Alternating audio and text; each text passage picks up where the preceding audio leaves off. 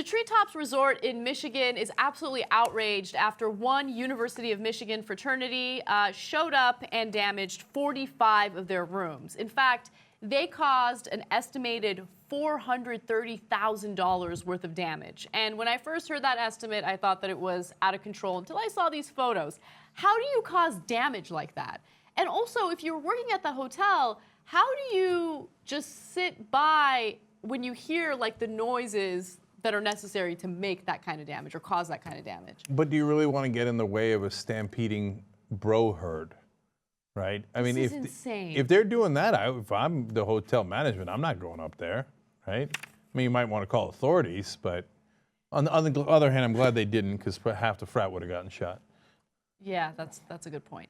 Now, their initial estimate was actually much lower than $430,000. It was around the $100,000 mark, right? So the fraternity was like, look, we apologize for the damage that we caused. Of course, we're going to pay for it. But now, with this new estimate, it seems like the fraternity is much less willing to take responsibility for the actions. No, I don't blame the frat now, okay? So this is a mixed bag. So did the frat do all this? Of course they did. I mean, look at the pictures, right? Do they owe them money? No question. Are they now pumping up the price? Come on, dude. It's so obvious you're pumping up the price. But I don't know. Okay, so they might be pumping up the price a little, but keep in mind that they Not cost, a little, a lot. No. I don't think a lot, Cenk. All right, go ahead. Okay, think about how much it costs to remodel an entire house, right? Mm-hmm. If you really want to remodel an entire house, it's not far-fetched for it to cost $100,000. I know. Now imagine remodeling 45 rooms in a hotel or a resort. I know, but they're not remodeling the rooms. They've already reopened up. They're totally fine. They're going forward. In fact, where they really lost was, first it was $100,000, then they made it $200,000, Yeah. okay? And you can say, hey, you know what? They realized they got these kids on the hook, and some of them peed on the carpet. And maybe you didn't think you had to change the carpet, then you got to change the carpet. I get that. I'm still with you, right? When they added the extra $230,000, they were like, our lawyers say that these are the reasonable expenses we can charge because of the hassle to management. Okay, so let me give you their reasons. Okay, I don't believe that. They said, if you just look at our out-of-pocket expenses, things we've paid to contractors, third parties, it's around $230,000.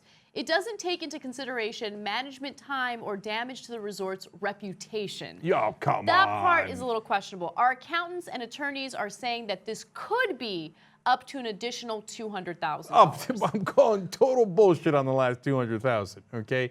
And second of all, it didn't damage your reputation. No one knew about you until now, and now everybody knows about you. I guarantee your business does better. Guaranteed. So, look, in the beginning you had me, then you lost me. Fair is fair, right? So yes, the fraternity should pay their original whatever it is. Yeah. And you know, they should go to court. This is what they have judges for. By the way, for those of you who are wondering, what's the fraternity's name? I haven't even mentioned it yet. It's Sigma Alpha Mu, M-U. I don't know, whatever. Or Sigma Alpha Su. Damn. Room with the Sue, that was kind of clever. Okay, yeah, that's not bad. That's much better than what I just did. Right. But what was I going to say? Oh, the university has actually gotten rid of that chapter. The University of Michigan. Mm-hmm. They've decided that, no, you guys have caused too much damage. You guys are done. Yeah, I can't keep up with all these frats. So, like, and then they got to decide whether to decommission them or whatever the hell they do. I know they're not a battleship, but okay, like the national frat has to decide if they've committed a frat violation and has to frat off.